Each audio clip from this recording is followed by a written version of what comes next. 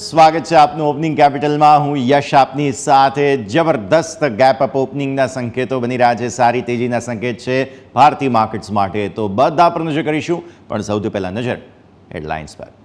અને આ સરે સીધા જઈએ અમારા ઇન્ટરેક્ટિવ વોલ પર અને સમજવાની કોશિશ કરીએ ભારતીય માર્કેટ્સનું આજનું સેટઅપ શું બની રહ્યું છે. એક વાત સ્પષ્ટ છે કે ભારતીય માર્કેટ્સ આજે મજબૂતી સાથે ખુલવા જઈ રહ્યા છે, એટલે આવી સ્થિતિમાં તમારા માટે એક સારા પોઝિટિવ સંકેત જરૂર બની રહ્યા છે.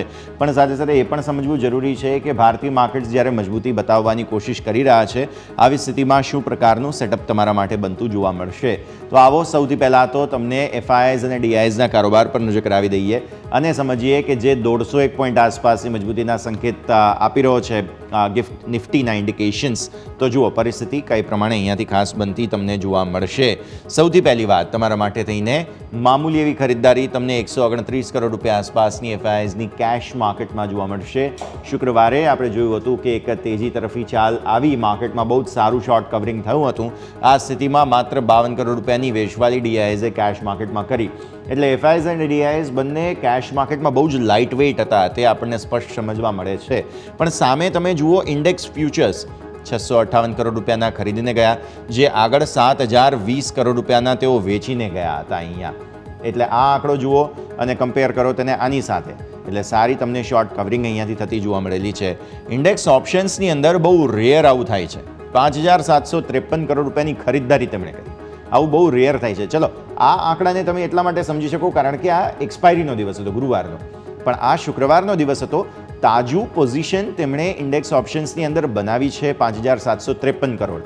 હું આગળ એક ફેક્ટર કહીશ તમને, પેલા બીજા આંકડાની વાત કરી લઈએ. 4215 કરોડ રૂપિયાના સ્ટોક ફ્યુચર્સ તેમણે ખરીદ્યા અને 251 કરોડ રૂપિયાના સ્ટોક ઓપ્શન્સ તેમણે વેચ્યા. હવે આ આંકડાના જો વિસ્તૃતીકરણ કરીએ તો એનાલિસિસમાં આપણને સમજવા મળે છે કે આ જે બે આંકડાઓ છે તે એટલા માટે છે કારણ કે હવે આપણે છીએ મંથલી એક્સપાયરીમાં. મંથલી એક્સપાયરીના સમયે રોલઓવર્સ થતા હોય, અને એ રોલઓવર્સ જે છે તે આ વખતે આપણું ઓબ્ઝર્વેશન એવું કહે છે કે થોડા એડવાન્સ શરૂ થઈ ગયા છે. શુક્રવારે જ તમને આવા પ્રકારના આંકડાઓ જોવા મળી રહ્યા છે, અને સાથે સાથે સ્ટોક ઇન્ડેક્સ ફ્યુચર્સ જે છે તેમાં પણ તમને ખરીદદારી જોવા મળી રહી છે. અને એટલા માટે આ આંકડાઓને તમારે પોઝિટિવ સમજવા પડે, ગણવા પડે, કારણ કે આ બધું રોલઓવર્સ જે છે આટલા મહિનાથી પરંપરા, તમે જાન્યુઆરી, ફેબ્રુઆરી, માર્ચ, એપ્રિલ જુઓ તો બધામાં તમને લોંગ રોલઓવર્સ જ આવતા જોવા મળેલા હતા. હા, એપ્રિલમાં પર્સન્ટેજ વાઇઝ નિફ્ટીમાં રોલઓવર્સ થોડા ઓછા હતા, પણ તેમ છતાં પણ એ હતા તો પોઝિટિવ જ. અને જુઓ એ જ પ્રમાણે આપણે આગળ વધી રહ્યા છીએ. એટલે આ મંથલી એક્સપાયરી પોઝિટિવ થવાના સંકેતો તમારા માટે બની રહ્યા છે. આવો ડેઇલી ચાર્ટ્સ પર આજે બહુ વિસ્તૃત અને સારું એનાલિસિસ જે છે તે આપણે કરવાના છીએ ડેઇલી ચાર્ટ્સ નિફ્ટીના તમારા માટે થઈને. સૌથી પહેલાં હું તમારી નજર અહીંયા કરાવીશ. આ છે માર્ચ મહિનાની તારીખ 12-13. આ 13 તારીખ. ત્યારબાદ તમે જુઓ આ 14 તારીખ તમારા માટે થઈને જે ગ્રીન કેન્ડલ છે તે 15-16. આ 4 દિવસ આપણે એક લેવલ પર સપોર્ટ લેવાની કોશિશ કરી હતી, અને એ લેવલ હતું 21900. ટુ બી વેરી પ્રિસાઇઝ 21900 આસપાસનું તમારા માટે એ લેવલ હતું. એટલે એને એક વખત સ્ક્રીન પર લાવીએ, અને હવે તમે સ્ક્રીન પર થોડા આ તરફ આવો. અહીંયા ફરી એકવાર આ જે લેવલ હતું, એક હું પેરેલલ લાઈન દોરું તો આપણે અહીંયા આગળ આવીએ આપણે, બરાબર છે. એટલે આ 21900નું લેવલ જે છે તેને ટેસ્ટ કરવાની કોશિશ આપણે કરી ગુરુવારે. શુક્રવારે આ લેવલથી નીચે ગયા અને પછી સરસ બાઉન્સ તમને જોવા મળ્યો. હવે હું ફરી એકવાર સ્ક્રીન પર તમને અહીંયા લઈને આવું. આ જે 21900 અહીંયા તૂટ્યું, તમે આ કેન્ડલ જુઓ, પછી એક દિવસ અને પછી આ બીજો દિવસ, અહીંયાથી તમને મજબૂતી આવવાની શરૂઆત થઈ અને પછી સારી મજબૂતી તમને જોવા મળી હતી. અચ્છા, હું તમને તારીખ પણ હાઇલાઇટ કરું. એપ્રિલ મહિનાની શરૂઆતની કેન્ડલ આ છે. આપણે એપ્રિલ મહિનો પૂરો કરવા જઈ રહ્યા છીએ. માર્ચ મહિનામાં પણ છેલ્લે તમને ભવ્ય શોર્ટ કવરિંગ આવતું જોવા મળેલું હતું. અને ફરી એકવાર સ્ક્રીનમાં આ તરફ આવો તમે. હવે આ એપ્રિલ મહિનો તમે જુઓ, અહીંયાથી શરૂ થયો, પછી સેલિંગ આવ્યું જે સિમિલર માર્ચમાં હતું એ પ્રમાણે, અને હવે ફરી એકવાર તમે જુઓ અહીંથી મજબૂતી આવવાની કોશિશ થઈ રહી છે. એટલે પેટર્ન સેમ છે. મંથ ઓન મંથ બેસિસ પર છેલ્લા અઠવાડિયામાં તમને શોર્ટ કવરિંગ જોવા મળે જ છે, જેની શરૂઆત શુક્રવારે થયેલી છે. હવે આ તો ઇલેક્શનવાળું મહિનો છે, એટલે આવી સ્થિતિમાં અહીંયા શોર્ટ કવરિંગમાં વધારે સરપ્રાઇઝ મળે તો નવાઈ ના પામવી જોઈએ. તો આવી પરિસ્થિતિમાં અહીંયાથી ફરી એકવાર લેવલને રેફરન્સમાં લઈએ. એક વખત ક્યાં પીક આઉટ થયા હતા આપણે, તે તમે જુઓ તો તે તમારા માટે થાય છે ઓલમોસ્ટ 22500. એટલે 22500 આપણે એક વખત ત્યાંથી બહાર આવ્યા હતા અને સપોર્ટ જે છે તે અહીંયાથી જેમ અહીંયા તમે જુઓ છો તે પ્રમાણે 21,800 આસપાસના આવ્યા હતા. સો 21,800 થી 22,500ની રેન્જ બહુ સરસ છે. અહીંયા હું સ્ક્રીન પર હવે એ લેવલ પણ લખી દઉં જ્યાંથી આપણે રિકવર થયા હતા. તે છે 21,800. અહીંયાથી તમે આ રેન્જ જુઓ છો જે માર્ચ મહિનામાં થઈ. પછી એપ્રિલ મહિનાની શરૂઆત તો સારી કરી, આપણે રેકોર્ડ બનાવ્યા તે હતા 22,800. આ છે તમારા માટે નેક્સ્ટ લેવલ. સો હવે ઓલરેડી આજે આપણે 150 પોઈન્ટની મજબૂતી જોઈ રહ્યા છીએ. હવે એ 150 પોઈન્ટની મજબૂતી સાથે તમે અહીંયા આગળ કંઈ ખુલશો. હવે ત્યારબાદ જેમ અહીંયા આપણે પેટર્ન જોઈ છે, જો એને ફોલો કરીએ તો એ હિસાબથી ફરી એકવાર તમે 22,800 તરફ જઈ રહ્યા છો તેવું પ્રાઇમર ફેસી આપણે માનવું જોઈએ. કેમ કે 2-4 દિવસની અંદર જબરદસ્ત તેજી આવે છે. ગુરુવાર પછી શુક્રવારે કદાચ આવતા આ અઠવાડિયાના શુક્રવારે વધારે સારી તેજી આવે તેવી એન્ટિસિપેશન પણ બની રહ્યા છે. તો આ છે તમારા માટે ડેઇલી ચાર્ટ્સ, ખાસ તમારે ધ્યાન પર રાખવાના રહેશે. આવો 15 મિનિટના ચાર્ટ્સમાં ફટાફટ સમજી લઈએ કે શું પ્રકારની સ્થિતિ અહીંયાથી ખાસ બનેલી હતી. તમે જુઓ છો તે પ્રમાણે ન્યૂનતમ સ્તરોથી ઓપન થયા બાદ સતત તમે ટ્રેન્ડ લાઇન જુઓ તો તે પોઝિટિવ જ રહી છે છેલ્લે સુધી. કોઈ પણ પ્રકારના એવા વેચવાલીના એફર્ટ્સ આવે છે તો સારી ખરીદદારી તમને જોવા મળે જ છે. એટલે અહીંયા પણ તમે જુઓ આ 1, 2, 3, 4 જેટલા પણ તમને એફર્ટ્સ જોવા મળેલા છે બધામાં તેજી જોવા મળી છે. છેલ્લે થોડી નફા વસૂલી થઈ ગઈ, પણ આજે તો ફરી એકવાર ગેપ અપ જ ઓપન થવાના છીએ આપણે. થોડું ઝૂમ આઉટ કરો. અહીંયા તમને જોવા મળશે લગભગ ઓપનિંગ આ સ્તર આસપાસ 200-250 આસપાસ તમારા માટે ઓપનિંગ થતી જોવા મળશે. એટલે આટલો લગભગ ગેપ છે. હવે આ સ્થિતિમાં ઉપલા સ્તરો પર ટકીએ છીએ કે નહીં, શું થાય છે તે આપણે ખાસ સમજવાનું રહેશે. પણ મંથ ઓન મંથ બેસિસ પર જે ચાર્ટ્સ આપણે જોયા તે પ્રમાણે તો પોઝિટિવિટી લાગે છે. ચલો હવે ઓપન ઇન્ટરેસ્ટની સાથે આને થોડું સમજી લઈએ, કેમ કે મંથલી એક્સપાયરી છે. ઓપન ઇન્ટરેસ્ટ પણ તમને ડેટા તો સપોર્ટિવ જ જોવા મળી રહ્યા છે. એક તરફ તમે નજર કરો, આ તમારા માટે 22,000નો બહુ મહત્વનો સપોર્ટ છે. 21,800 પણ બહુ જ સારો સપોર્ટ તમારા માટે બની ગયો છે. ઓલમોસ્ટ 80 લાખ 85 લાખ આસપાસના તમને ઓપન ઇન્ટરેસ્ટ અહીંયા જોવા મળી રહ્યા છે. કોલ રાઇટર્સ ઊભા જરૂર છે અહીંયા આ 22,000ની સ્થિતિ પર. પછી કોલ રાઇટર્સની પોઝિશન ક્યાં છે? તે છે 22,200, 22,300. હવે આ બે જે સ્ટ્રાઇક્સ છે તે આજના દિવસે રિસ્કમાં જશે જો ગેપ અપ ઓપન થાય છે તો આવી સ્થિતિમાં પહેલાં આ તો બધા જ નીકળી જશે. આ બધા પોતાની પોઝિશન્સને છે તે સ્ક્વેર ઓફ કરી લેશે. એટલે પછી ફોકસ જે છે તે 22,200 પર છે. જો અહીંયાથી કોઈ શોર્ટ કવરિંગ આવે છે તો તમે નવી તેજી તરફ આગળ વધી શકો. ક્યાં? આ છે તમારા માટે 22,400. અને પછી આ મેજર સ્ટ્રાઇક પ્રાઇસ તમારા માટે બને છે તે છે 22,500. અહીંયા ઓપન ઇન્ટરેસ્ટ જે છે તે 70 લાખ આસપાસનું છે. 70 લાખ. એટલે આ ઓપન ઇન્ટરેસ્ટને ટાર્ગેટ કરવા માટે અત્યારે કોશિશ થઈ રહી છે. અને 22,500 તમને યાદ હશે મેં સ્ક્રીન પર અહીંયા લખેલું પણ હતું. સો આ 22,500 તમારા માટે આજે એટલા માટે મહત્વનું છે. ચેન્જ ક્યાં થયા છે ઓપન ઇન્ટરેસ્ટના જોઈ લો તમે. ઓપન ઇન્ટરેસ્ટના ચેન્જમાં તમને જોવા મળશે પુટ એક્ઝિટ થયા છે. આ છે 22,200 અને 22,300. અહીંયા પુટમાં ઊભું રહેવામાં કોઈને હવે મજા આવી રહી નથી. મતલબ સાફ છે કે અહીંયા આગળ તેજીની કોશિશ થઈ રહી છે. આ તરફ તમે જુઓ એડિશન મહત્વના જે થયા હતા 21,800માં જે શુક્રવારે આપણે જોયું હતું સારી તેજી આવે તે તમને યાદ હશે. પછી આ તમે 900 જુઓ અને પછી 22,000 જુઓ. આ બધામાં પુટમાં સારા એડિશન થયા. કોલમાં એડિશન ક્યાં થયા તો છેક સ્ક્રીનમાં આ તરફ નજર રાખો તમે. આ છે 22,500 જેમાં થોડું રાઇટિંગ કરવાની ઈચ્છા લોકોને થઈ. આ છે તમારા માટે 22,500. અને અહીંયા પણ તમે જુઓ તો પુટમાં એક્ઝિટ થઈ છે. એટલે અહીંયા પુટમાં રાઇટિંગ કરવામાં કોઈને મજા નથી આવી રહી. છેક આ તરફ આવી રહી છે. અને કોલમાં જો છે તે નજીકની સ્ટ્રાઇક પ્રાઇસમાં કોઈ એડિશન એવા હેવી નથી કર્યા. પણ હા, અહીંયા તમે 22,500, 600 જોશો કે જેમાં પોઝિટિવિટીના સંકેતો બની રહ્યા છે. તો આ છે ઓવરઓલ તમારા માટે સેટઅપ. હવે તમે આવો બેંક નિફ્ટી માટેની સ્થિતિ પર ડેઇલી ચાર્ટ્સ પર. જેમ નિફ્ટીમાં સેટઅપ પોઝિટિવ બની રહ્યું છે, ઓપન ઇન્ટરેસ્ટના ડેટા પણ સપોર્ટિવ છે, એફઆઈએસ પણ સપોર્ટિવ છે. બેંક નિફ્ટીમાં પણ સ્થિતિ આ પ્રમાણે. થોડા લાંબા ગાળાના ચાર્ટ્સ હું તમારા માટે લઈને આવ્યો છું. બેંક નિફ્ટીમાં તમે નજર કરો, અહીંયા છેલ્લે જે છે તે ફેબ્રુઆરીમાં આપણે એક બોટમ બનાવી, પછી એ લેવલ સુધી પહોંચ્યા નથી. પછી એ ટ્રેન્ડ લાઇનથી તમે જો ફોકસ કરો છો તો એ ઓવરઓલ પોઝિટિવ જ જઈ રહ્યા છે, જેને આપણે બ્રેક જરૂર કરી છે. અહીંયા આગળ તમે જુઓ છો તે પ્રમાણે એપ્રિલમાં, વચ્ચે માર્ચમાં પણ બ્રેક કરી હતી. તો માર્ચમાં શું થયું? માર્ચની કઈ તારીખ હતી? આ 20 તારીખ હતી. 20 માર્ચે આપણે આ ટ્રેન્ડ લાઇનને બ્રેક કરી હતી. પછી શું થયું? તેજી જોવા મળી. હવે ફરી એકવાર આ ટ્રેન્ડ લાઇન તમે જુઓ જેને આપણે બ્રેક કરી છે, તો ફરી એકવાર એપ્રિલનો અંત થવા જઈ રહ્યો છે.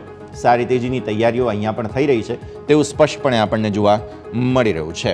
તો આ છે તમારા માટે બેંક નિફ્ટીની સ્થિતિ. 48,000ને ઉપર જવા પર ફરી એકવાર નવા રેકોર્ડ બનાવવાની કોશિશ બેંક નિફ્ટી કરશે તે વાત સ્પષ્ટ છે. આવો 15 મિનિટના ચાર્ટ્સ પણ જોઈ લઈએ. 15 મિનિટના ચાર્ટ્સમાં પણ તમને આ જ પ્રકારે જે શુક્રવારે કારોબાર જોવા મળેલો હતો આ જુઓ તમે. અહીંયાથી શરૂઆત થઈ. ઓવરઓલ ટ્રેન્ડ લાઇન જે છે તે અહીંયાથી તમે જુઓ તો પોઝિટિવ જ રહેતી જોવા મળેલી હતી. સારું ઓવરઓલ એક્શન જે છે તે તમને બનતું જોવા મળેલું છે. એટલે કોઈ પણ સોફાર નકારાત્મક સંકેતો નથી. અને ઉપરથી જો 150 પોઈન્ટ નિફ્ટીની મજબૂતી તમને જોવા મળી રહી છે તો બેંક નિફ્ટી પણ કંઈક 300-400 પોઈન્ટ આસપાસનો ગેપઅપ તો તમને આપશે જ. એટલે ક્લોઝ 47,600 નો હતો, એટલે 48,000ની નજીક જ ખુલવાના છીએ. અને જેમ આપણે વાત કરી ઓપન ઇન્ટરેસ્ટના ડેટા પર નજર કરો. ચલો આવો ઓપન ઇન્ટરેસ્ટના ડેટા પર નજર કરો. 48,000 પર કોલ રાઇટર્સ ઊભા છે. હેવી એટલે 30 લાખ, બરાબર. તો 30 લાખ ઓપન ઇન્ટરેસ્ટ જો રિસ્કમાં જશે તો શું થશે તે તો આપણે કલ્પના જ કરવાની. હજુ તો આજે સોમવાર છે એટલે પરિસ્થિતિ આ પ્રમાણે. અહીંયા ફાઇટ હતી 47,500 પર. આવી સ્થિતિમાં 47,500ને એક વખત હજુ પણ ટાર્ગેટ કરવાની કોશિશ બેંક નિફ્ટીના કોલ રાઇટર્સ કરશે, પણ સફળતા મળે એવા ચાન્સ બહુ ઓછા છે, કેમ કે આજે સારી મજબૂતીના સંકેત બની રહ્યા છે. તો આ 48,000 તમે ખાસ ધ્યાન પર રાખો. આજના દિવસે ગેપ અપ ઓપનિંગમાં શું થાય છે? 47,800 માફ કરશો, 47,800 બહુ મેઇન છે. ઓપન ઇન્ટરેસ્ટના ચેન્જના આંકડા તમને બતાવીએ, જેમાં તમને વધારે સમજવા મળશે શા માટે 47,800 મેઇન છે. 47,800માં કોલ રાઇટર્સે ઓલરેડી એક્ઝિટ લઈ લીધી છે. હવે એમની જે બાકી પોઝિશન્સ છે તે આજના દિવસે રિસ્કમાં શરૂઆતમાં જશે. અને 47,800 એટલા માટે હું મેઇન કહું છું કારણ કે ઓલરેડી અહીંયાથી તેઓ કાચા પડી ચૂક્યા છે ઓપન ઇન્ટરેસ્ટના હિસાબથી. અને હવે ફરી એકવાર જ્યારે મજબૂતીની વાત આપણે કરી રહ્યા છીએ તો આ સ્થિતિમાં અહીંયાથી એક્શન પોઝિટિવ આવતું જોવા મળી શકે છે. આથી 47,800 અને 900 આ બે બહુ મેઇન છે. જો એક વખત નીકળી ગયા આના ઉપર તો પછી નવી તેજીની પૂરી શક્યતા તમારા માટે બની રહી છે. આ છે ઓવરઓલ સેટઅપ તમારા માટે થઈને બેંક નિફ્ટી માટે. અહીંયાથી ખાસ બહુ જ સારો સપોર્ટ 47,000 છે, જેને મેન્શન ડેફિનેટલી આપણે કરવું જોઈએ. તો આ છે overall setup Nifty bank Nifty બંને માટે થઈને આપણે વાત કરી. તેજીની પૂરી શક્યતાઓ છે, જોઈએ હવે ટકે છે કે નહીં, કેમ કે ઉપલા સ્તરો પર કોઈ એવા નકારાત્મક સમાચારો સંકેતો ન આવી જાય તેના પર નજર. હેવી વેઇટ પરિણામો પર આપણું ફોકસ છે, રિલાયન્સ વગેરે પર. તો આ બધાને ધ્યાનમાં રાખીશું, સમજવાની કોશિશ કરીશું, અનુમાનો વગેરે. એક બ્રેક બાદ અને આપણા એક્સપર્ટ પણ આપણી સાથે જોડાઈ રહ્યા છે, ચર્ચા કરીશું એક બ્રેક બાદ.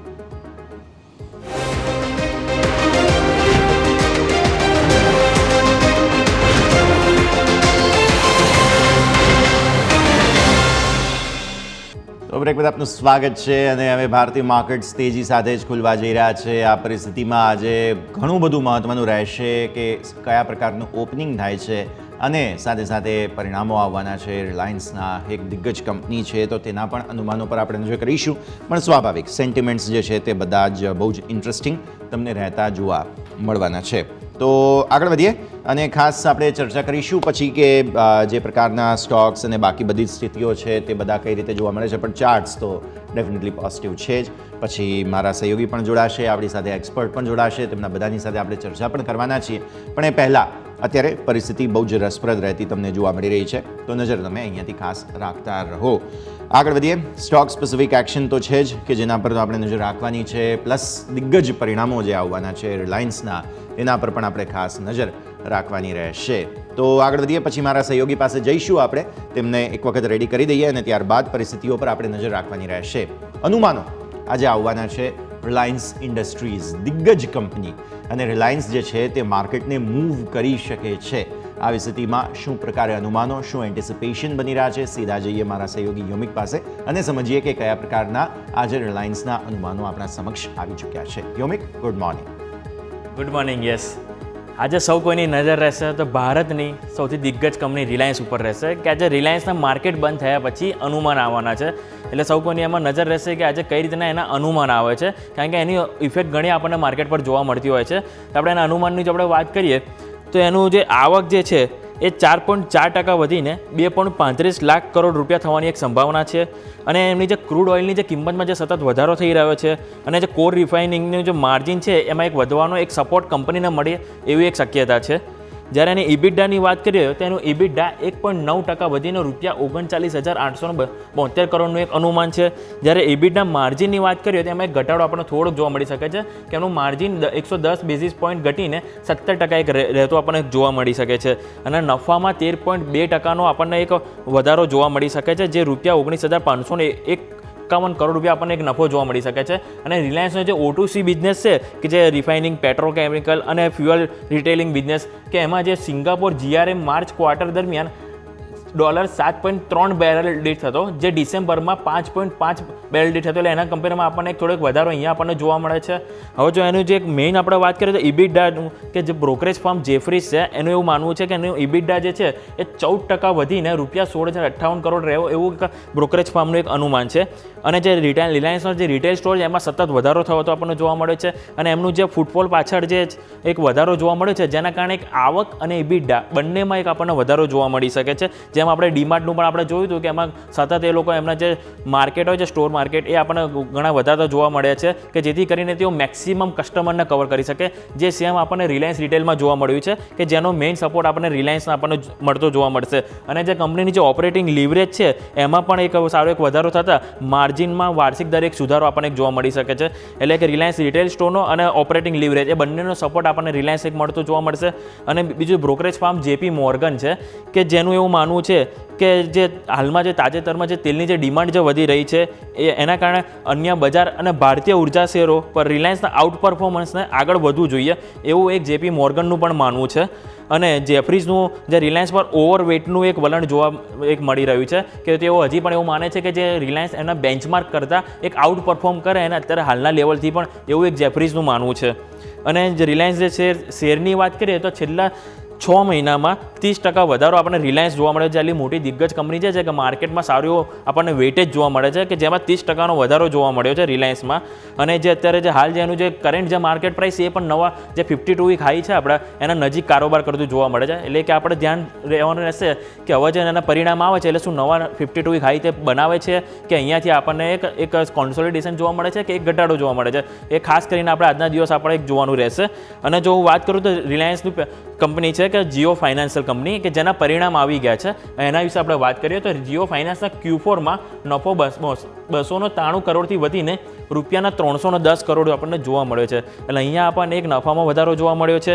જો એને નેટ ઇન્ટરેસ્ટની વાત કરીશું તો નેટ ઇન્ટરેસ્ટ ઇન્કમ જે છે એના એ જે ₹269 કરોડથી વધીને ₹280 કરોડ, એટલે તેની નેટ ઇન્ટરેસ્ટ ઇન્કમમાં પણ વધારો આપણને જોવા મળ્યો છે. અને આવક પણ ₹413 કરોડથી વધીને 418 કરોડ, જેમાં એક માર્જિનલ વધારો જોવા મળ્યો છે. કોઈ ખાસ એમાં વધારો નથી, પરંતુ આપણે જાણીએ છીએ કે જે રીતે હજી જીઓ ફાઇનાન્શિયલ હજી જે હમણાં લિસ્ટ હજી તાજેતરમાં આપણે થઈ છે, હજી એનું થાય હજી વર્ષ પણ આપણે થયું નથી, જેની કમ્પેરમાં આપણને સારા એવું અહીંયા પરિણામ આપણને જોવા મળે છે. અને વાર્ષિક ધોરણે એની જે લોન છે એમાં ₹41 કરોડથી વધીને 173 કરોડ, એમનું લોનમાં સારો એવો આપણને અહીંયા બિઝનેસ જોવા મળ્યો છે. અને કંપનીનું એક કોમેન્ટ્રી એ પણ હતી જે કંપની અત્યારે હાલ તેઓ એક loan against property, loan against securities જેવા સેગમેન્ટ પર વર્ક કરી રહી છે કે તેઓ બજારમાં આ એક નવા સેગમેન્ટ સાથે પણ તેઓ એક એન્ટ્રી કરશે.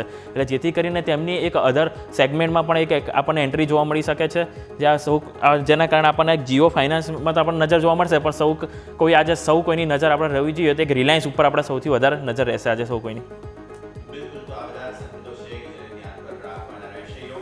આભાર આપનો અમારી સાથે જોડાવા માટે અને આ સમગ્ર અપડેટ્સ માટે થઈને. તો આ બધા જ સંકેતો પર તમારી નજર હોવી જોઈએ. રિલાયન્સ એક માર્કેટ મૂવર છે અને એટલા માટે જ ખાસ તમારા નજરમાં હોવો જોઈએ, બિકોઝ 2-3 દિવસમાં આપણે જોઈ રહ્યા છીએ ખાસું એવું એક્શન તમને જોવા મળેલું છે, સ્પેસિફિક એક્શન જોવા મળેલું છે. તો રિલાયન્સને તમારે ખાસ ધ્યાન પર રાખવાનું રહેશે. આગળ વધીએ. નિફ્ટી તમને જોવા મળી રહ્યું છે 125 પોઈન્ટ આસપાસની મજબૂતીના સંકેત અહીંયાથી ખાસ, એટલે આને તમે ધ્યાન પર રાખો. બાકી બધા જ ટેકનિકલ પાસાઓ જે છે તે મજબૂત છે. આજના દિવસે ભારતીય માર્કેટ્સના ઓપન ઇન્ટરેસ્ટનો ડેટા જોઈ લો, FISનો ડેટા જોઈ લો, DISનો ડેટા જોઈ લો, બધું જ ઓવરઓલ પોઝિટિવ છે. એટલે દિવસની શરૂઆત સારી થશે. પણ આટલા દિવસોની પરંપરા પણ રહેલી છે કે માર્કેટ મજબૂતી સાથે ખુલે તો પછી ઘટે પણ છે. તો આ સ્થિતિમાં આપણા એક્સપર્ટ પણ આપણી સાથે જોડાયા છે, તેમની સાથે ચર્ચા આપણે કરીએ. આપણી સાથે આજે ચર્ચા માટે જોડાઈ રહ્યા છે હેન્સેક सिक्योरिटीज़ महेश ओझा. महेश जी, सबसे पहले तो बहुत बहुत स्वागत है आपका न्यूज़ 18 गुजरात, स्पेशली हमारे प्लेटफॉर्म पर, और साथ ही साथ न्यूज़ कैपिटल पर आप पहली बार आ रहे हैं, तो उसके लिए भी बहुत बहुत शुक्रिया. महेश जी, मार्केट के साथ चर्चा की शुरुआत करें. इंटरेस्टिंग सेटअप है और जिस तरह से मार्च में हमने देखा था सेकेंड हाफ में काफ़ी अच्छा शॉर्ट कवरिंग हुआ था, वैसे ही डेली चार्ट्स पर फिर से एक बार सेटअप बना है अप्रैल में भी, कि जो लास्ट है मंथली एक्सपायरी वाला वीक है उसमें काफ़ी अच्छा फिर से एक बार सपोर्ट हमने फ्राइडे को देखा. तो आज के डेटा भी काफ़ी अच्छे हैं. पहले तो बताइए कैसे देख रहे हैं आप चार्ट पर, और उसके बाद हम डिटेल में चर्चा की शुरुआत करें. Sir, good morning.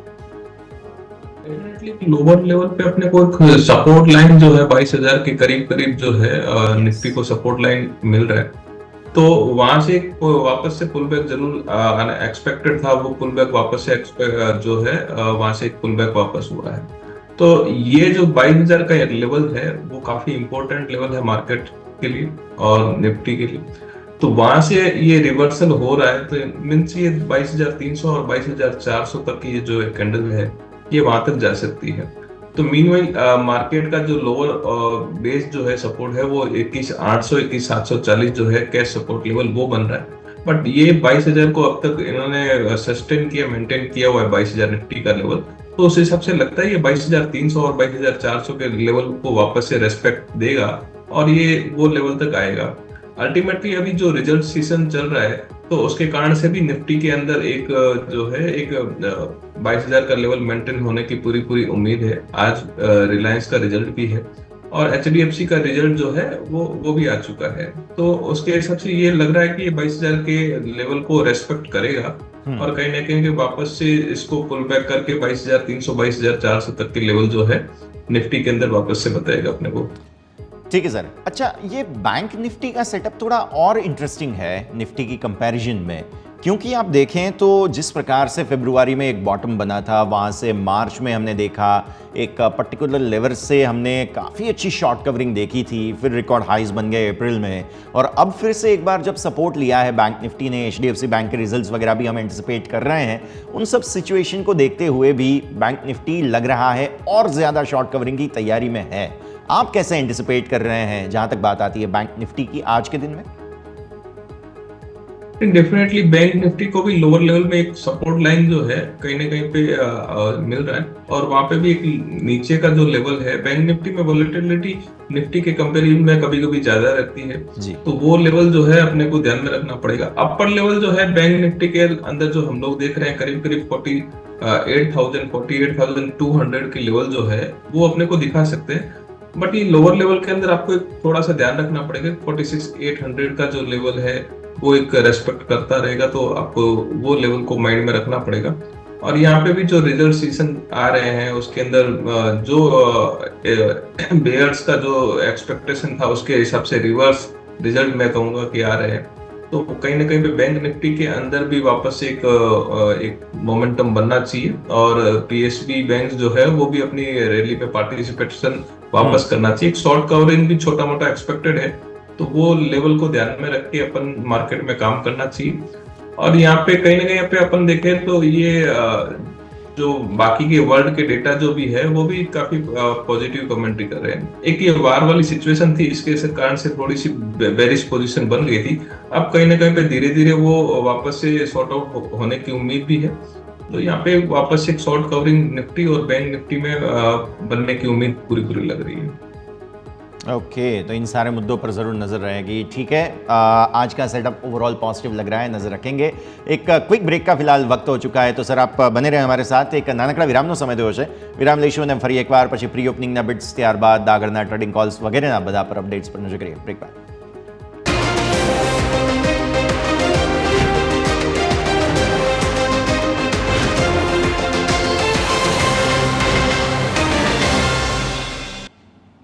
બ્રેક બાદ આપનું સ્વાગત છે। બસ ભારતીય માર્કેટ્સ ખુલવાને થોડો સમય બાકી, આવી સ્થિતિમાં તમે જોઈ રહ્યા છો ઓવરઓલ સેટઅપ પોઝિટિવ રહેવાની શક્યતાઓ છે, નજર રાખતા રહીશું। આગળ વધીએ અને હવે ખાસ સ્ટોક સ્પેસિફિક આજે આપણે નજર રાખવાની છે, તેમાં રહેશે એચડીએફસી બેંક, કારણ કે વ્યાજથી આવક 2% વધી અને 29,077 કરોડ રૂપિયા થઈ છે। વ્યાજની આવક 2% વધી છે Q4ની અંદર અને નેટ ઇન્ટરેસ્ટ માર્જિન્સ જે છે તે સૌથી વધુ 3 ત્રિમાસિકમાં સારા આવ્યા છે।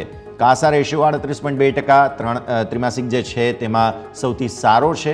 આપણે ત્રિમાસિકને ક્વાર્ટર્સ પણ કહી શકીએ, એટલે 3 ક્વાર્ટર્સમાં જુઓ તો સૌથી સારું છે। અને Q4માં પર્ટિક્યુલરલી તમે ડિપોઝિટ્સ છે તે 7.5% વધી અને 23.8 લાખ કરોડ રૂપિયા જોઈ રહ્યા છો। તો એનપીએસ તેમના જે છે તે 1.26% ઘટીને 1.24% થયા છે અને નેટ એનપીએ તમે જોઈ લો 0.31% વધીને 0.33% થયા છે। કરંટ અકાઉન્ટથી કાસાને સપોર્ટ મળશે અને કરંટ અકાઉન્ટ ગ્રોથ 20% આસપાસ છે। Q4માં લોન એમની 1.6% વધીને 24.8 લાખ કરોડ થઈ છે। એકંદરે સારા પરિણામો છે અને આવી સ્થિતિમાં તમને રિએક્શન જે છે તે આજના દિવસે એચડીએફસી બેંક આપશે। તો આ સ્થિતિમાં તમારી નજર ડેફિનેટલી હોવી જોઈએ એચડીએફસી બેંક પર, કારણ કે આજે પરિણામોનું રિએક્શન તમને અહીંયા જોવા મળવાનું છે। પ્રી ઓપનિંગના બિટ્સ તમારા સ્ક્રીન પર આવવાની શરૂઆત થઈ ગઈ છે. એક વખત નજર કરી લઈએ આપણે અહીંયાથી. ખાસ સેન્સેક્સમાં જોવા મળે છે 0.5% આસપાસની મજબૂતી, 73,650ના સંકેત. નિફ્ટીમાં જોવા મળે છે 22,450 આસપાસના સંકેત બની રહ્યા છે. પણ સ્વાભાવિક અત્યારે આટલી મોટી મજબૂતીના કોઈ ઇન્ડિકેશન નથી, એટલે પ્રી ઓપનિંગના બિટ્સ છે એક વખત સેટલ થઈ જવા દઈએ, ત્યારબાદ વધારે સ્પષ્ટતા તમને આવતી જોવા મળશે. પણ હા, અત્યારે ફિલહાલ મજબૂતીની જ તૈયારીઓ ચાલી રહી છે, નજર આપણે રાખતા રહીશું. પણ આગળ વધીએ. રૂપિયો તમને ફાઇનલી હવે થોડી મજબૂતી સાથે ખુલતો જોવા મળે છે. 83.40, 83.39, કંઈક 7 પૈસાની મજબૂતી આજના દિવસે છે. એટલે આવી સ્થિતિમાં આટલા દિવસોના મોટા ઘટાડા, મોટા દબાણ બાદ તમને જોવા મળે છે રૂપિયાનું થોડું પ્રી ઓપનિંગ બાદ ઓપનિંગના સંકેતોમાં મજબૂતી જોવા મળી રહી છે, અને બાકી બધા પર પણ આપણી नजर रखवानी रहશે. तो महेश जी, ब्रेक के बाद फिर से एक बार स्वागत है आपका, और चर्चा की शुरुआत अब हम HDFC बैंक पर करें, क्योंकि अभी जस्ट रिसेंटली जो हमने बैंक निफ्टी की बात की है उसमें HDFC बैंक की आज की जो इम्पैक्ट रहेगी रिजल्ट के बाद वाली, वो बहुत ही महत्वपूर्ण रहने वाली है. ऐसी स्थिति में क्या एंटिसिपेशंस आप लगा रहे हैं चार्ट पर? क्योंकि हमने देखा है जो पहले 1450 का सपोर्ट एरिया था वो बढ़ के अब 1500 का हो चुका है सर, और 1500 से बार बार हमने काफ़ी अच्छा रीबाउंस देखा है HDFC बैंक में. फिर से एक बार क्या आप देख रहे हैं आज के दिन में 1500 का लेवल जो है वो कितना महत्वपूर्ण रहेगा, और यहाँ से आगे क्या एंटिसिपेशंस आपके रिजल्ट के बाद ऑब्वियसली बैंक निफ्टी पर भी इसका सीधा सीधा असर रहने वाला है सर? डेफिनेटली ये बैंक, HDFC बैंक में अगर लेवल की बात करें तो 1485 का जो 1480 1485 का जो लेवल है वो इम्पोर्टेंट लेवल है. जब तक वो सस्टेन कर रहा है तब तक उसके अंदर डाउन साइड का जो है चांस थोड़े कम. पर अपर लेवल के अंदर 1500, उससे अपर लेवल देखें तो 1512 का लेवल है. वो 1512 का जो लेवल है वो भी एक ठीक ठाक है. आज के हिसाब से देखें तो 1512 का लेवल इम्पोर्टेंट रहेगा. अगर वो फर्दर अगर कोई कारण से वो अगर डाउन होता है तो उसके बाद 1485 का लेवल जो काम करेगा. बट ओवरऑल रिजल्ट्स के हिसाब से, हमारी जो स्टडी के हिसाब से रिजल्ट्स जो है वो न्यूट्रल है, ठीक है. रिजल्ट्स ने मार्केट को इतना निराश नहीं किया है, और स्ट्रीट के इन लाइन रिजल्ट्स हैं. तो ऑलरेडी रिजल्ट से पहले 1-2% की ऑलरेडी हम लोग तेजी देख चुके हैं. तो इसके हिसाब से लग रहा है कि कहीं ना कहीं पे एक रेंज बाउंड का कारोबार फ्लैट टू पॉजिटिव रहना चाहिए. अब थोड़ा मोटा जो प्रॉफिट बुकिंग है रिजल्ट से पहले 1-8% की रैली जो है वो हो सकती है, बट ओवरऑल रिजल्ट ठीक लग रहा है. और यहाँ से एक थोड़ा सा अगर शॉर्ट से लॉन्ग टर्म व्यू में अगर अपन बात करें तो वहां पे जो है HDFC बैंक में एक पॉजिटिव बायस के हिसाब से पोजीशन भी बनाई जा सकती है. ठीक है, पॉजिटिव बायस रख सकते हैं. तो आज છે ઓવરઓલ HDFC बैंक માટેનો વ્યૂ પॉजिटिव एक्शन बनी શકે છે. प्री ओपनिंग के बिट्स तो ओवरऑल पॉजिटिव हैं सर, लेकिन एक बार मार्केट को सेटल हो जाने दें, उसके बाद हम फिर से चर्चा करेंगे. मुझे मिड कैप स्मॉल कैप के बारे में भी जानना है, लेकिन मीनवाइल विप्रो भी है जो आज रिजल्ट रिएक्शन दिखाने वाला है. तो सर उसके चार्ट्स आप पहले फेच कर लें. डॉलर आई जो है उनकी 265.6 करोड़ से बढ़ के 265.7 करोड़ हुई है. ऑलमोस्ट इन लाइन नंबर्स लग रहे हैं प्राइमा फेसी अगर देखने जाएं तो, और मार्जिन पर्टिकुलरली थोड़े एक्सपैंड हुए हैं. लेकिन जो उनके मार्केट लीडर्स है TCS, इन्फोसिस ने जिस प्रकार से निराश किया है अपने नतीजों से, इस वजह से विप्रो में भी थोड़ा सा इम्पैक्ट हम एक्सपेक्ट कर सकते हैं. किस प्रकार का एंटिसिपेशन आपके सर विप्रो को लेकर? देखिए, विप्रो कहीं ना कहीं पे ऑलरेडी डाउन हो चुका है. तो विप्रो का जो लेवल था 480-485 के लेवल को वो सस्टेन कर रहा था.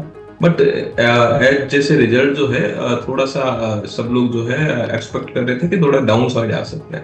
बट विप्रो ने रिजल्ट कहीं ना कहीं पे थोड़े से अच्छे पेश कर दिए हैं मार्केट की कंडीशन के हिसाब से. तो उस हिसाब से लग रहा है कि ये वापस से जो विप्रो है यहाँ से एक 465-470 के लेवल जो है वो मेंटेन करना चाहिए. तो ये एक वापस से जो है ऑलरेडी जो इनकी है ऑलरेडी इसके अंदर एक करेक्शन आ चुका है, और यहाँ से रीबाउंड वापस एक्सपेक्टेड है. तो यहाँ से रिबाउंड होकर 500-510 के लेवल, 520 तक के लेवल जो विप्रो में थोड़े टाइम में दिखने चाहिए. बट ओवरऑल यहाँ से एक जो है एक IT के हिसाब से विप्रो के जो रिजल्ट है वो कहीं ना कहीं पे जो हम उम्मीद थी मार्केट की उसके हिसाब से थोड़े से ठीक पेश किए हैं. तो वहां से यहाँ से एक रीबाउंड एक्सपेक्टेड है.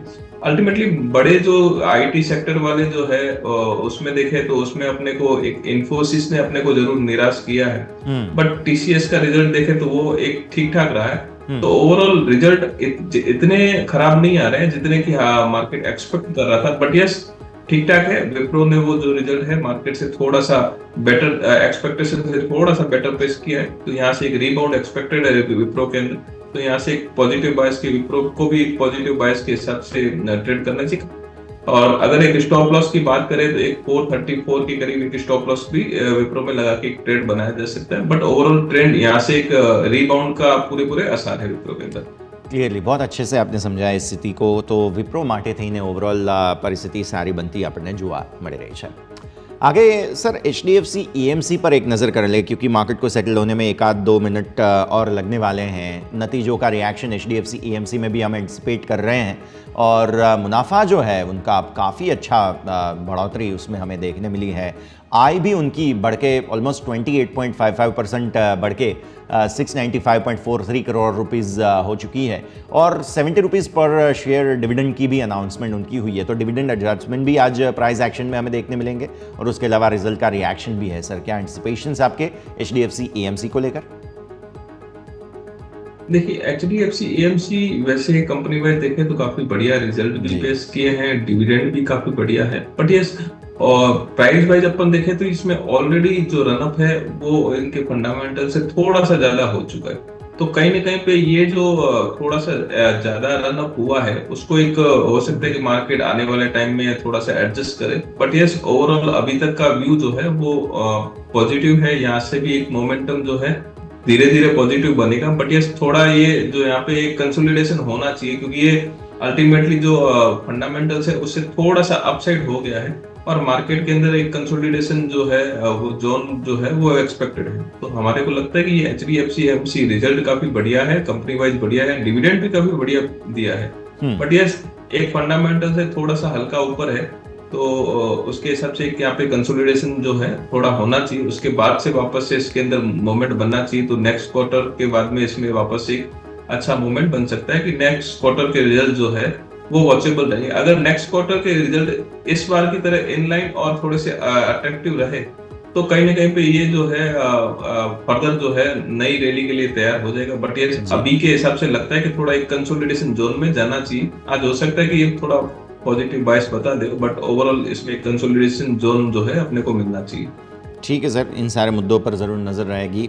मार्केट सेटल हो चुके हैं, 0.25% से ज़्यादा की बढ़ोतरी का इंडिकेशन है। ऑलमोस्ट 0.25% तो बोलना भी नहीं चाहिए क्योंकि ऑलमोस्ट 1% का है। सरप्राइज मिला है सर, ऑलमोस्ट 190 पॉइंट्स, 22,300 के पार ओपनिंग के संकेत हैं। बैंक निफ्टी थोड़ा ज़्यादा सरप्राइज कर रहा है सर, क्योंकि 48,000 प्लस के बिट्स हमें यहाँ पर मिले हैं।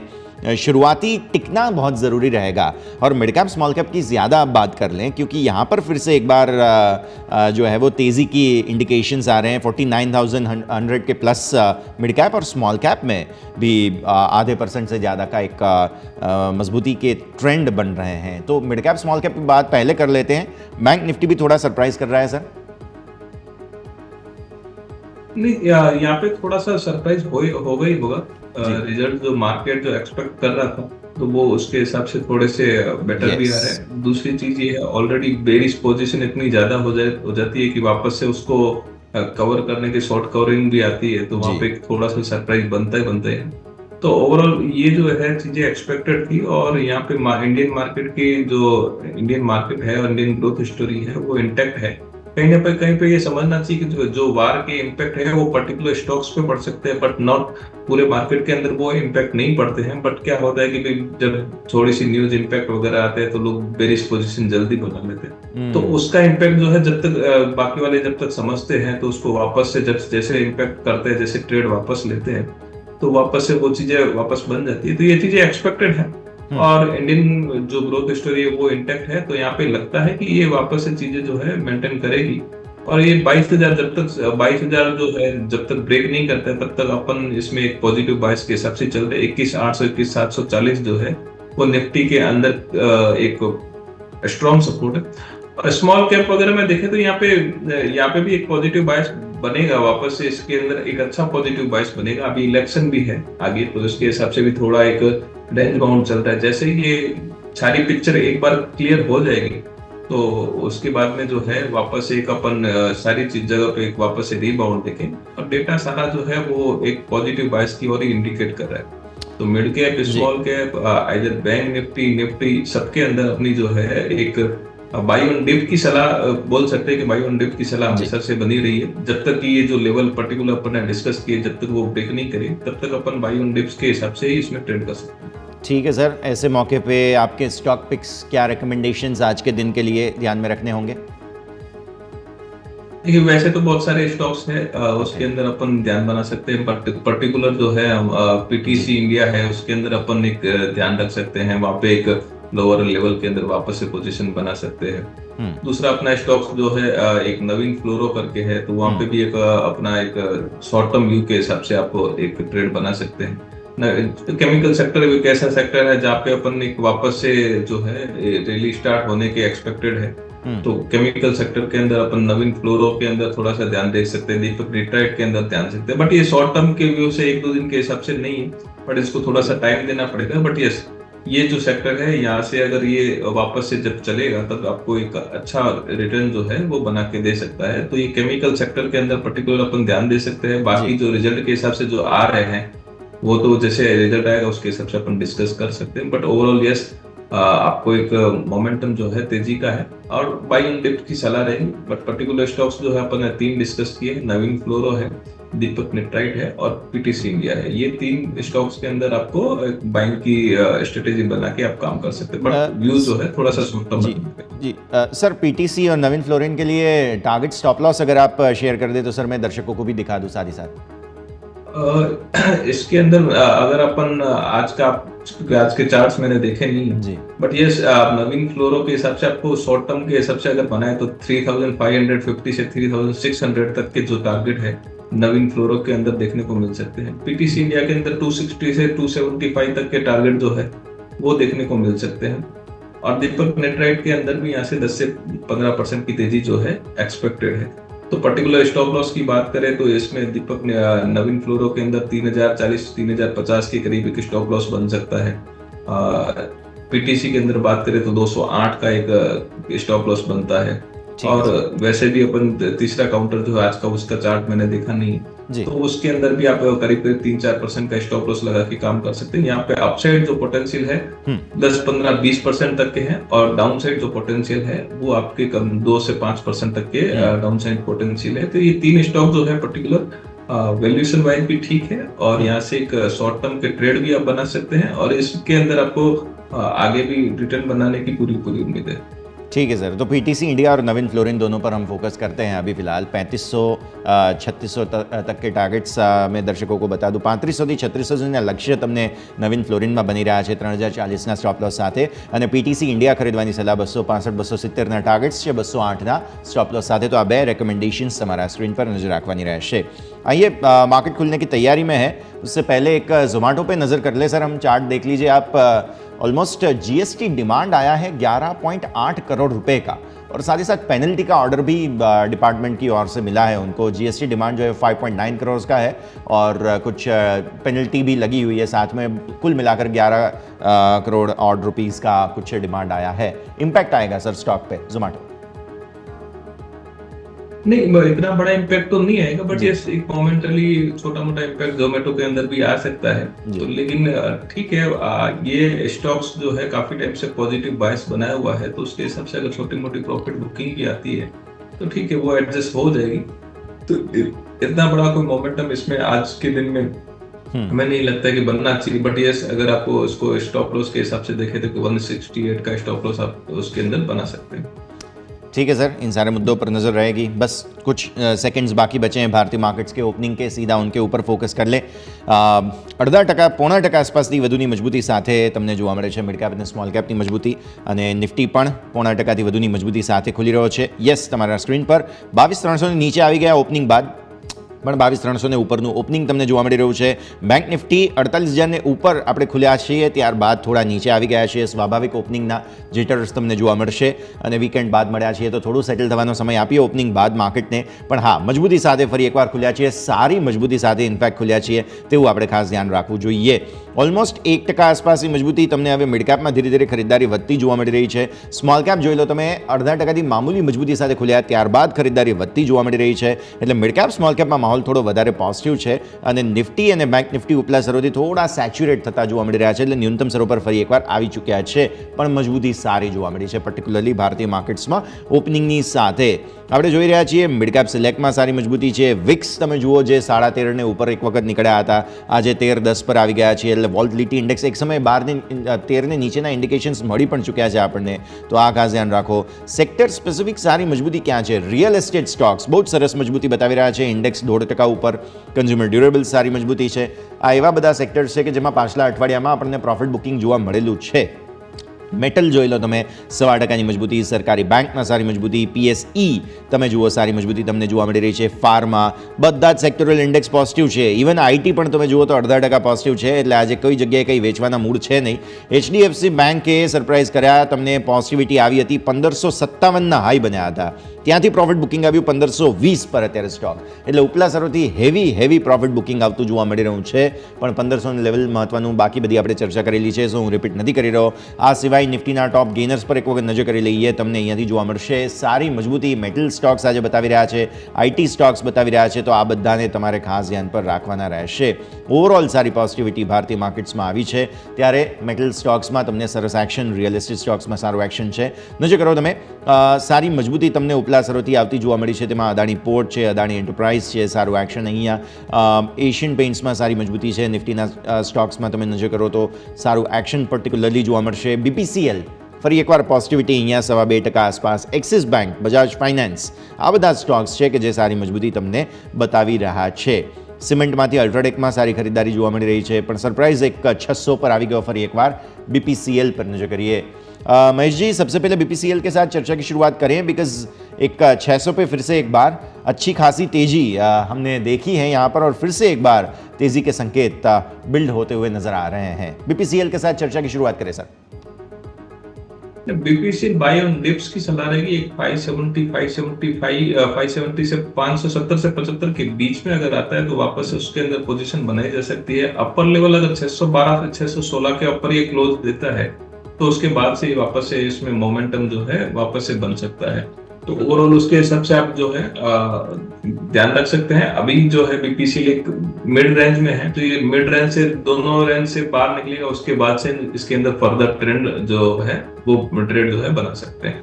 फिलहाल इसके अंदर एक रेंज बाउंड है, ये रेंज जो ब्रेक करेगा उसके बाद से अगर 615-16 के ऊपर क्लोजिंग देता है तो उसके टारगेट जो है 640 से 650 की टारगेट जो है वो फर्दर बन सकते हैं. बट यस, आपको वो लेवल के ऊपर सस्टेन होना चाहिए और वो लेवल के ऊपर क्लोजिंग जो है वो आनी चाहिए, उसके बाद से वो ट्रेड बन सकते हैं.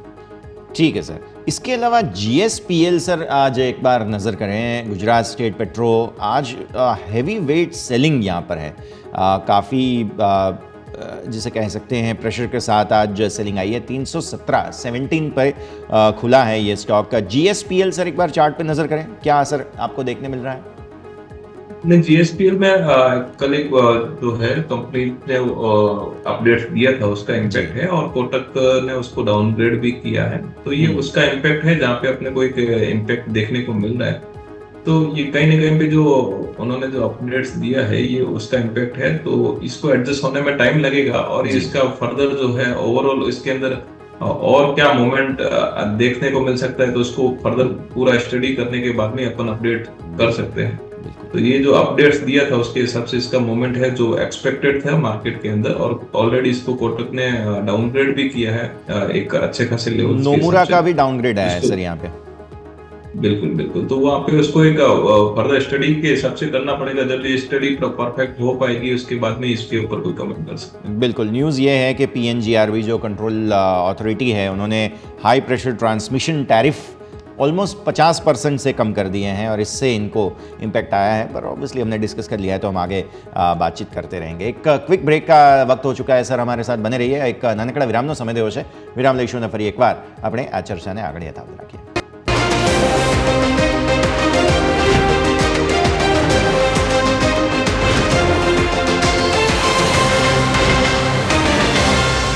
તો બ્રેક બાદ આપનું સ્વાગત છે. ભારતીય માર્કેટ સારી મજબૂતી સાથે ખુલ્યા છે. રિયલ એસ્ટેટ સ્ટોક્સ બહુ જ સરસ મજબૂતી બતાવી રહ્યા છે. સરકારી બેંકમાં સારી તેજી તમને જોવા મળી રહી છે. Pharma, consumer durables, metal, PSE, સરકારી કંપનીઓમાં સારું એક્શન છે. સરકારી બેંક અને સરકારી કંપનીઓમાં, જેમાંથી એક બીપીસીએલની ઓલરેડી આપણે વાત કરી, સારું એક્શન છે. કોલ ઇન્ડિયા તમે જુઓ, સારી મજબૂતી તમને અહીંયા જોવા મળી રહી છે. આ સિવાય બીજી બધી નિફ્ટીની ટોપ ગેઇનર્સની અંદર હું નજર કરું છું તો ઓટો સ્ટોક્સ મને આજના દિવસે થોડું સરપ્રાઇઝ આપતા જોવા મળી રહ્યા છે. ઓટો સ્ટોક્સના ઇન્ડેક્સ પર જો નજર કરીએ છીએ, નિફ્ટી ઓટો જે છે તે સૌથી ઓછો મજબૂત છે. પણ તમે સ્ટોક સ્પેસિફિક જુઓ, આઈશર મોટર્સ સારું એક્શન તમને જોવા મળશે. ઇવન મારુતિ આજના દિવસે પોઝિટિવ છે. એટલે ઓટો સ્ટોક્સ કંઈક સરપ્રાઇઝ આપવાના મૂડમાં છે. આપણે चर्चा करिए महेश जी अपनी साथ. महेश जी, ब्रेक के बाद स्वागत है आपका. ऑटो स्टॉक्स इंडेक्स के हिसाब से देखने जाएं तो सबसे कम मजबूती आज वहाँ पर है, लेकिन आइशर देख लीजिए आप, मारुति देख लीजिए, थोड़ा इवन टाटा मोटर्स देख लीजिए, तो आप थोड़ा सरप्राइज देने के मूड में लग रहे हैं.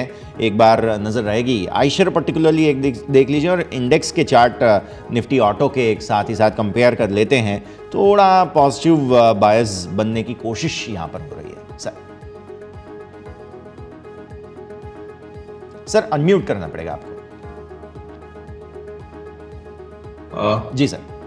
ऑडिबल अभी? जी. ऑटो सेक्टर तो है एक आउट परफॉर्म पूरा करने की उम्मीद है यहाँ से भी. तो ऑटो में प्रिफर्ड पिक तो अपनी M&M है वैसे तो, बट ऑटो के साथ में ऑटो कंपोनेंट जो है वो भी एक पॉजिटिव बायस के साथ में ट्रेड करेंगे. यस, आयशर, मारुति और M&M, ये तीन जो पिक है वो काफी अट्रैक्टिव यहाँ से भी लग रहे हैं और यहाँ से भी लगता है कि इनके जो है वो पॉजिटिव बायस के साथ में काम करना चाहिए. आज के दिन के हिसाब से आयशर मोटर जैसे भी जिसका मोमेंटम अभी सुबह से पॉजिटिव बायस है, तो यहाँ से एक आयशर को एक अपन पॉजिटिव बायस मान सकते हैं कि यहाँ से थोड़ा और पॉजिटिव मोमेंटम आयशर के अंदर बन सकता है. मारुति के अंदर उतना नहीं बन सकता, बट यस थोड़ा बहुत मारुति के अंदर भी एक पॉजिटिव मोमेंटम अपन एक्सपेक्ट कर सकते हैं. तो ओवरऑल अगर शॉर्ट टर्म का व्यू अगर आपका है 3 से 6 महीने का व्यू अगर आप रखते हैं, तो M&M, मारुति और आयशर भी है जहाँ पे अपन एक पॉजिटिव बायस के साथ में ट्रेड कर सकते हैं. इन 3 काउंटर के अंदर अपन ने वो और थोड़ी सी मजबूती जो है वो एक्सपेक्टेड है. अच्छा महेश जी, ये सरकारी बैंकों में आज कुछ हो रहा है. पीएनबी 2% अप है, 130 पे आ गया स्टॉक. अब बैंक ऑफ बड़ौदा, बीच में आपने देखा होगा कि काफ़ी ज़्यादा मुनाफा वसूली जो है वो बैंक ऑफ बड़ौदा में हुई थी. अब फिर से एक बार थोड़ा सा पेस पकड़ने की कोशिश. इवन एसबीआई भी 750 से सपोर्ट लेके 0.5% अप है आज. एक बार पीएसयू बैंक इंडेक्स पे नज़र कर लेते हैं, क्योंकि आज एचडीएफसी बैंक में ऊपर से थोड़ी सी मुनाफा वसूली हुई है. तो न्यूनतम स्तर पर जो सरकारी बैंक्स में पहले ही करेक्शन आ गया था, आपने देखा होगा पिछले हफ्ते काफ़ी ज़्यादा करेक्ट हो चुके थे पीएसयू बैंक्स. अब वहाँ पर जो है वो तेज़ी की चाल शुरू हो चुकी है. सर डेफिनेटली अभी इलेक्शन चल रहा है, जैसे जैसे वोटिंग होगा वैसे वैसे जो है आपको पीएससी सेक्टर के अंदर एक वापस से रिबाउंड दिखेगा. इधर को पीएससी बैंक्स है, इधर दूसरे पीएसई सेक्टर है. जैसे जैसे वोटिंग के नतीजे परसेंटेज आएंगे, वोटिंग टर्न अराउंड के कितने परसेंटेज नतीजे आए, कितनी सीट पे वोटिंग हो रही है, अगर वो पॉजिटिव बायस के हिसाब से करंट गवर्नमेंट के फेवर के हिसाब से अगर वैसे वोटर का टर्न अराउंड रहता है, तो इन सेक्टर पीएसबी और पीएससी सेक्टर में अपने को एक वापस से रीबाउंड दिखेगा और पॉजिटिव मोमेंटम जो है वो ट्रेड करेगा. और वैसे भी इन सारे कंपनीज के जो डेटा है वो अच्छे हैं. और बैंक्स के पर्टिकुलर अपन बात करें गवर्नमेंट की बैंक्स की, तो सारी बैंक्स की जो है बुक्स काफी बढ़िया क्लीन हो गई है. तो यहाँ पे भी बैंक्स के अंदर काफी अपसाइड बाकी है. और ये जो है वेट एंड वॉच का है कि इलेक्शन के रिजल्ट आवे और वेट एंड वॉच की स्थिति में है. तो ये सारी बैंक्स के अंदर आपको यहाँ से अच्छी खासी जो है पॉजिटिव रैली अपने को देखने को मिलेगी. यस, ये रैली का वेट जो है खाली इलेक्शन के वोटर के टर्न अराउंड परसेंटेज का ही कर रहे हैं. तो इसके अंदर अपने को यहाँ से और तेजी देखने को मिलेगी. ठीक है, इन सारे मुद्दों पर नज़र रहेगी. आज काफ़ी अच्छा एक्शन है, पर्टिकुलरली बैंक ऑफ बड़ौदा में भी एक स्ट्राइक बनी है आज के दिन में, तो नज़र ज़रूर रहेगी हमारी वहाँ पर भी. रियल एस्टेट स्टॉक्स में काफ़ी अच्छा फोकस आज के दिन में देखने मिल रहा है. सर इंडेक्स पर नज़र कर ले, कोई स्टॉक आपको पसंद हो निफ्टी रियल्टी से, तो उसके बारे में भी हम चर्चा कर सकते हैं अभी. नहीं, गोदरेज प्रॉपर्टीज है जहाँ पे अपने को एक ठीक ठाक जो है वो उसके अंदर अपने को लगता है कि गोदरेज प्रॉपर्टीज जो है यहाँ से भी एक पॉजिटिव मोमेंटम कर सकता है. यस, इसमें एक्यूमुलेशन जो है गोदरेज प्रॉपर्टीज में है, वहाँ पे अपन एक्यूमुलेशन जो है वो बना सकते हैं. बट जैसे ये सेक्टर है, मैंने जैसे भी आपको ऑलरेडी डिस्कस किया है, जैसे गवर्नमेंट की अभी जो इलेक्शन की रिजल्ट आएंगे उसके बाद से ही इसके अंदर पूरी क्लियरिटी आएगी। जैसे अभी थोड़े बहुत जो मूवमेंट है उसके अंदर से अपन पूरा उसका आउटकम नहीं निकाल सकते, बट यस रियलिटी के अंदर देखें तो गोदरेज प्रॉपर्टीज है वो अट्रैक्टिव लेवल पे अपने को लगता है। छोटे में अपन कोल्टे पाटिल है उसको अपन देख सकते हैं, केएनआर कंस्ट्रक्शन है ये उसको देख सकते हैं। ये 3 काउंटर है जहाँ पे अपने को एक पोटेंशियल अपसाइड जो है वहाँ पे कहीं ना कहीं पे दिखाई दे रहा है। तो इसको आज के नजरिए के ना देख के इसको थोड़े शॉर्ट टर्म के नजरिए से देखें तो ये 3 काउंटर है, गोदरेज प्रॉपर्टी है, कोल्टे पाटिल है, केएनआर कंस्ट्रक्शन है। इन तीनों में एक अच्छी खासी अपसाइड अपने को शॉर्ट टर्म के अंदर देखने को मिल सकती है। ठीक है सर, एक स्टॉक हम लास्ट में डिस्कस कर लेते हैं और वो है हिंदुस्तान जिंक, बिकॉज रिजल्ट का इम्पैक्ट है। आज हम स्क्रीन पर उसके रिजल्ट भी दिखा देंगे। 403 से वापस नीचे आया है, 400 के महत्वपूर्ण लेवल पर अभी हवर कर रहा है फिलहाल स्टॉक, और नंबर्स जो हैं वो थोड़े से वीक ज़रूर आए हैं आप रेवेन्यूज़ देखें तो, और मुनाफा भी उनका थोड़ा सा कम ज़रूर हुआ है। तो ओवरऑल नंबर्स हम देखने जाएँ 21% का मुनाफा एनुअल बेसिस पे कम हुआ है, रेवेन्यूज़ भी कम हुए हैं, लेकिन स्टॉक ने थोड़ा शुरुआती पॉजिटिव रिएक्ट किया था। हिंद जिंक अब 400 के ऊपर अटकने की कोशिश हो रही है यहाँ पे सर। ठीक है, हिंदुस्तान जिंक के अंदर ऑलरेडी जो है जो रिजल्ट के हिसाब से रैली उसकी नहीं चली थी, उसकी रैली जो है दूसरे कारण के हिसाब से हुई थी।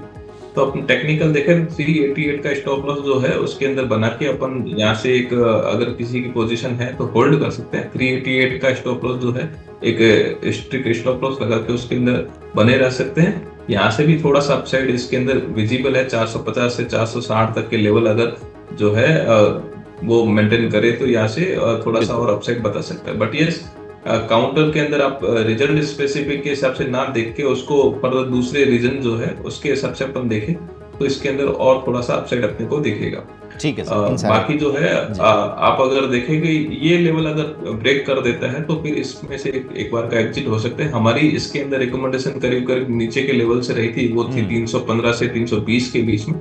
ऑलरेडी हमारे लेवल से काफी जो है सरपास कर चुका है, तो इसके अंदर अभी हमारी कोई स्पेसिफिक रणनीति नहीं है। बट यस आपको एक स्टॉप लॉस चाहिए तो 380 के 388 का एक स्टॉप लॉस जो है आप उसके बना के उसके अंदर बने रह सकते हैं। बिल्कुल, इन सारे मुद्दों पर नजर रहेगी सर। इसके साथ ही वक्त हो चुका है विदा लेने का। हमने जो भी डिस्कशंस किए हैं उसके लिए आपके स्टैंडर्ड डिस्क्लोजर्स लोगों के लिए?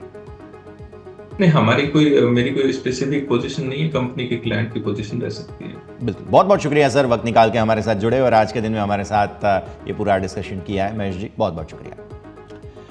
તો આપણે વાત કરીએ ભારતીય માર્કેટ્સ ઓવરઓલ પોઝિટિવ સેટઅપ તમને બતાવી રહ્યા છે સો ફાર। હા, ગેપઅપ ઓપન થયા બાદ થોડું નફા વસૂલી જરૂર આવી છે, પણ 22,250 પણ એક સારું લેવલ છે કે જેને જો કદાચ જાળવી જવા પર પણ નવી તેજી તમને આવી શકે છે। ઇવન 47,500નું શોર્ટ કવરિંગ તો થઈ ચૂક્યું એમ જ માનો તમે।